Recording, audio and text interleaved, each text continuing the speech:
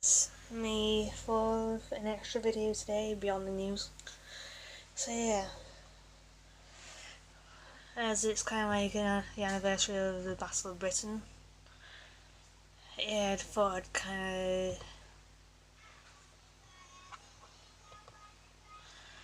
honour it a little bit. So yeah.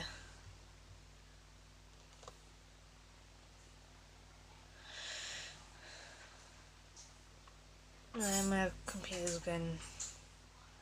AWOL and all that.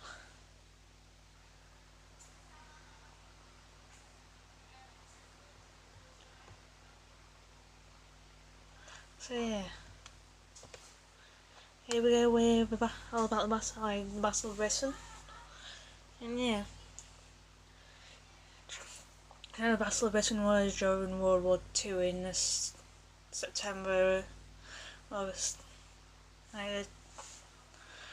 September of 1940, so about 78 years ago. It was a successful defence of the United Kingdom and Great Britain against the raids of the Luftwaffe, which was the German equivalent of our Royal Air Force over here in Britain, as it went from July through to September 1940 after the fall of France. After the victory for the Luftwaffe in the air battle would have exposed us here in the UK to an invasion of the German army, which was in control of the ports of France only a couple of miles off the English coast, through the English Channel. And in the event, the Battle of Britain was won by the Royal Air Force, or RAF. Fighter Command, whose victory not only blocked the possibility of invasion but also creating the conditions for our survival here in the UK, and for the extension of the war and the eventual defeat of Nazi Germany, even though it was like 5 years later. And shortly after the withdrawal of the British forces on the mainland in the Dunkirk evacuation, in late May, early June of 1940, Germany's armoured forces completed the blitzkrieg invasion of France, and the French government collapsed on the 16th of June and was placed by a regime that immediately sued for peace, as it left us British alone in the war on the island home, and the last bastion against fascism and all. Yeah. I'm going to quote Winston Churchill here, he spoke before Parliament on the 18th of June, as he announced what General Maxime Weygand, commander of the Allied armies in France, called the Battle of France is over. I expect that the Battle of Britain is about to begin. Let us therefore brace ourselves to the duties, and so bear ourselves if that the British Empire and its commonwealth last for 1,000 years. Men will still say that this was their finest hour. On the other side, the Germans had no plans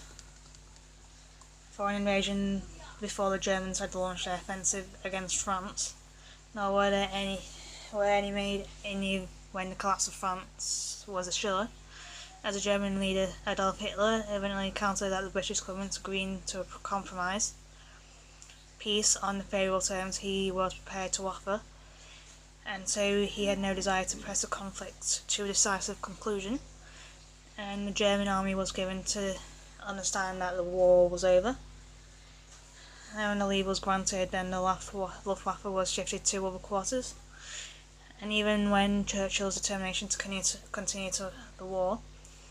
was made in manifest, so Hitler still clung to the belief that it was merely a bluff,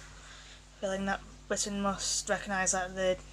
their military situation was hopeless, and that hope was slow to fade.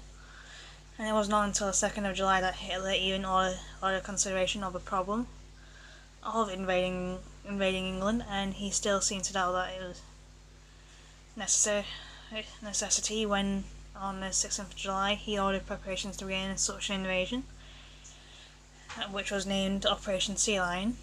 and Hitler stipulated that the expedition be ready by mid-August. But the German army was in no way prepared for the undertaking, and his staff had not contemplated it, and the troops had been given no training for landing operations, and nothing had been done to build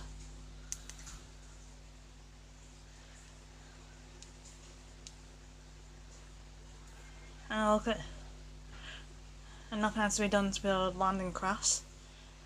for the purpose, and all that could be attempted was a hurried effort to collect shipping and build barges from Germany and the Netherlands, and give the troops some practical embarkation and disembarkation.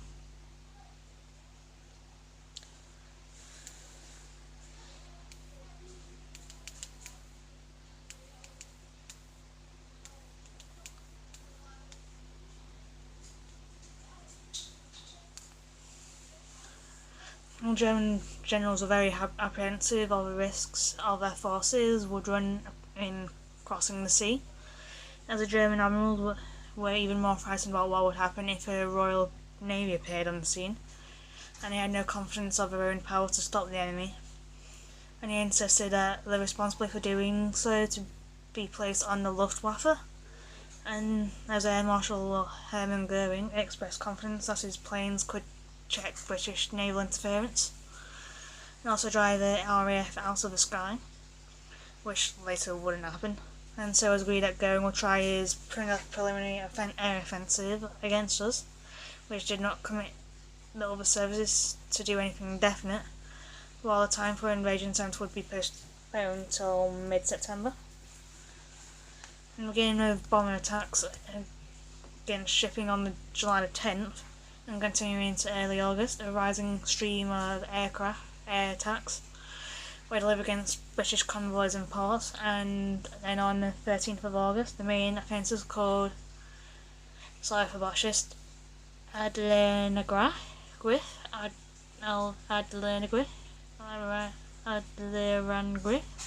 or Eagle attack by Hitler was unleashed, initially against air bases, but also against aircraft factories and radar stations in the southeast of England. Although the targets and tactics were different, changed in different phases, the underlying object was to wear down British air defence. Indeed, the effort severely strained the limited resources of the Fighter Command under Air Chief Marshal Sir Hugh Dowding, and the British deposed slightly more than 600 frontline fighters to defend the country, as the Germans meanwhile made available about 1,300 bombers and dive bombers and about 900 single engine and 300 twin engine fighters. And these were based in an arc around England from Norway to the Cherbourg Peninsula in France, and the northern coastal France. And the defence of Britain Fighter Command was divided into 4 groups, of which the most hard-pressed during the Battle of Britain were number 11 group, defending the south-eastern England and London, and headquarters at Uxbridge, not to be confused with anything else, of Uxbridge in Middlesex, and number 12 group defending the Midlands and Wales, and headquarters at what now, Nottinghamshire,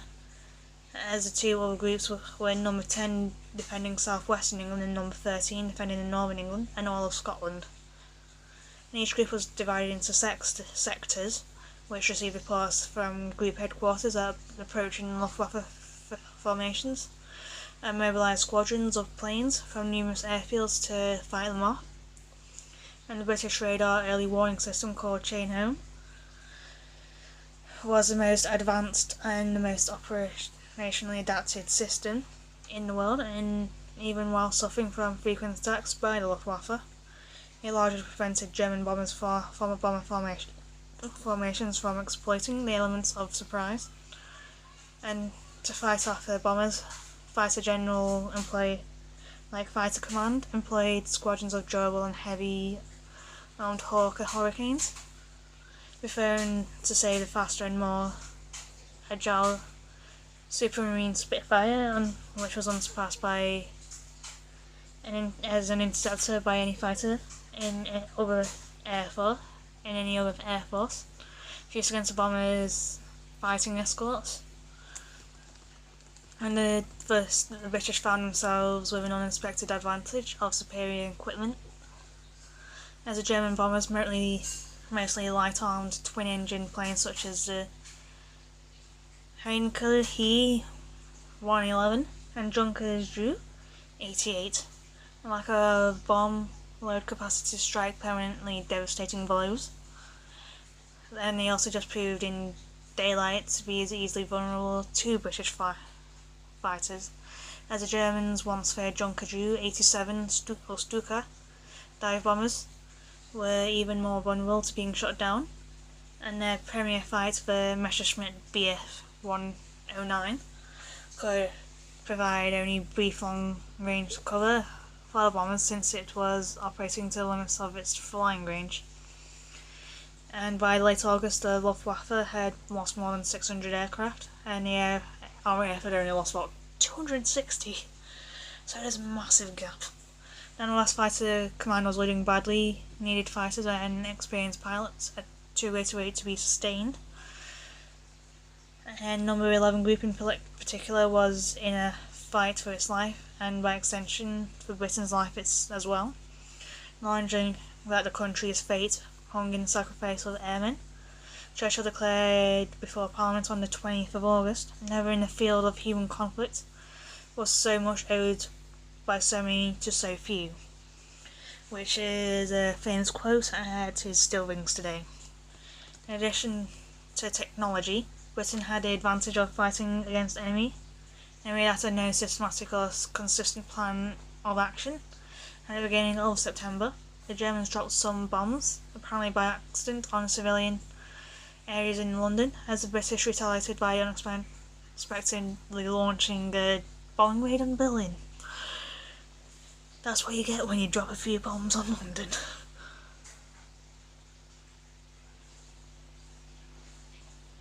And this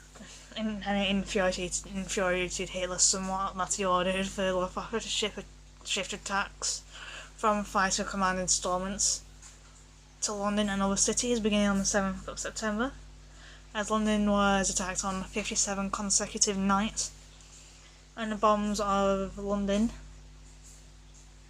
Coventry, Liverpool and other cities went on for several months. Plus it had the immediate benefit for the RAF of relieving the pressure on Number 11 Group, and also bringing more German bomber formations into the sectors of the formidable Number 12 Group. And by mid-September, Fighter Command had demonstrated that the Luftwaffe could not gain air ascendancy like supremacy over Britain, as British fighters were shooting down German bombers faster than the German industry could produce them. And to avoid the deadly RAF fighters, the Luftwaffe shifted almost entirely on night raids on Britain's industrial centres, as the night raids came to be known as, was to cause as many deaths and great hardships for the civilian population. But it contributed little to the main purpose of their air offensives, as to dominate the skies in advance of the invasion of England. As on the 3rd of September, the date of the invasion had been deferred to September 21st. Then on the 19th of September, Hitler ordered shipping gathered for Operation Sea Lion to be dispersed, and on October 12th, he announced that the operation was off for the winter, and long before the arrival of spring, he decided to turn against Russia, as plans for invasion were eventually discarded, and the campaign against Britain henceforth became purely a blockade of the seas approaches conducted mainly by submarines, and only supplemented by the Luftwaffe. Nice, but sort of like the legacy today is that Britain's still an independent country with a commonwealth, even though the commonwealth has probably shrunk a little bit since the days of empire, And in the aftermath of World War II and all that, it's like the British Empire turned into the British Commonwealth and all that.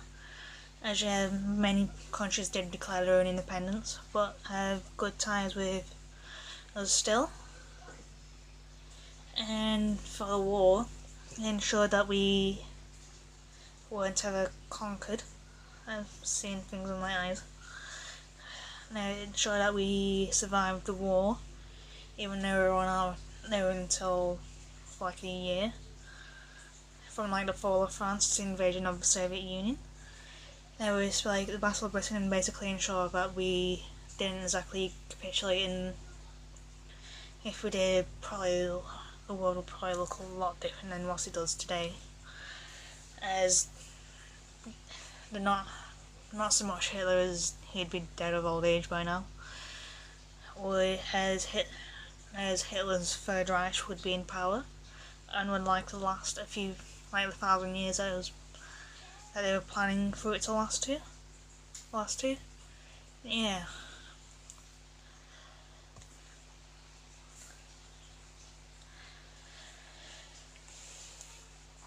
Yeah, it wasn't exactly ideal for us to be alone for like that year and all that, as we had suffered quite a bit, as it's essentially ensured that we went on rationing, as we had like small rations for a time, and rationing like started in 1940 with like the Battle of Britain and all, and lasted until 1953. So yeah, we were on rations for like 13 years, and yeah, which came like essentially I think it was like for an extra 6 years compared to like mainland Europe, as mainland Europe had the benefit of being closer to each other, and Britain historically has been like a trading nation, and it's like whatever we can't grow and all, like produce ourselves, we look to others to kind of trade as we do have like other things for us, other things that we can do. As yeah. So yeah, that was the legacy of Battle of Britain, as Britain is still going strong, kinda, depending on how you look at Brexit and all. So yeah, I'll see you all later for the news, and I'm gonna say bye for now. So yeah, bye. I salute you heroes out of the sky that defended our nation to this day. So yeah, bye for now.